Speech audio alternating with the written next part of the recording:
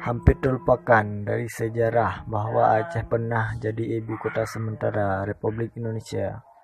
Peristiwa fenomenal itu terjadi pada tahun 1948 ketika pasukan Belanda melancarkan agresi militer 2 terhadap Yogyakarta, yang pada waktu menjadi ibu kota RI. Dalam waktu sekejap, Yogyakarta jatuh dan dikuasai Belanda. Waktu itu, Presiden pertama Indonesia Soekarno yang sedang mengendalikan pemerintahan terpaksa harus memilih jalan untuk menyelamatkan bangsa. Tidak ada pilihan lain waktu itu. Presiden Soekarno terpaksa mengasingkan diri ke Aceh. Setelah diamati, waktu itu Birun salah satu daerah di Aceh yang dianggap sebagai lokasi paling aman. Soekarno berangkat ke Birun dengan menumpangi pesawat udara Dokota, pesawat yang dikemudikan oleh putra Aceh. Presiden disebut Gubernur Militer Aceh, Tunku Daud Berh. Panglima Divisi 5 Kolonel Hussein Jausof, para perwira militer Divisi 5, alim ulama dan para tokoh masyarakat tidak ketinggalan anak-anak sekolah rakyat juga ikut menyambut kedatangan presiden sekaligus panglima tertinggi militer itu. Malam harinya, di lapangan terbang Cotgapu diselenggarakan Laising Akbar. Presiden Soekarno dengan ciri khasnya berpidato berapi-api membakar semangat juang rakyat Aceh di kepresidenan Birun yang membludak di lapangan terbang Cotgapu. Masyarakat Aceh sangat bangga sekali dapat bertemu muka dan mendengar langsung pidato Presiden Soekarno tentang agresi Belanda 1947 sampai 1948 yang telah menguasai kembali Sumatera. Sekarang, selama seminggu Presiden Soekarno berada di Aceh.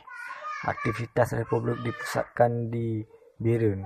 Beliau menginap dan mengendalikan pemerintahan RI di rumah kediaman Kolonel Hussein Jausof. Jelasnya, dalam keadaan darurat, Aceh pernah menjadi ibu kota RI ketiga setelah jatuhnya Yogyakarta ke dalam kekuasaan Belanda. Sayangnya, catatan sejarah ini hampir terlupakan dan tidak pernah tersurat dan catat sejarah kemerdekaan Indonesia. Pesawat selawah cikal bakal PT Garuda terselumbang benar tanpa diduga-duga. Ternyata pesawat pertama Indonesia merupakan hasil sumbangan dari jerih payah masyarakat Aceh. Pesawat Dakota RI-001 Selawah. Begitulah bakal berdirinya perusahaan penerbangan niaga pertama Indonesia Airways yang sekarang disebut Garuda Indonesia. Pesawat ini sangat besar jasanya dalam perjuangan awal pembentukan negara Indonesia. Masyarakat Aceh menyerahkan pesawat terbang Selawah pada 1948 kepada pemerintahan RI untuk meneruskan perjuangan melawan penjajahan Belanda. Sumbangan dari rakyat Aceh tersebut setara dengan 20 kg emas. Ketika keadaan sedang genting, Bung Karno berseru kepada seluruh masyarakat Indonesia bahwa dari Acehlah perjuangan diteruskan merebut setiap jengkal tanah yang diduduki Belanda.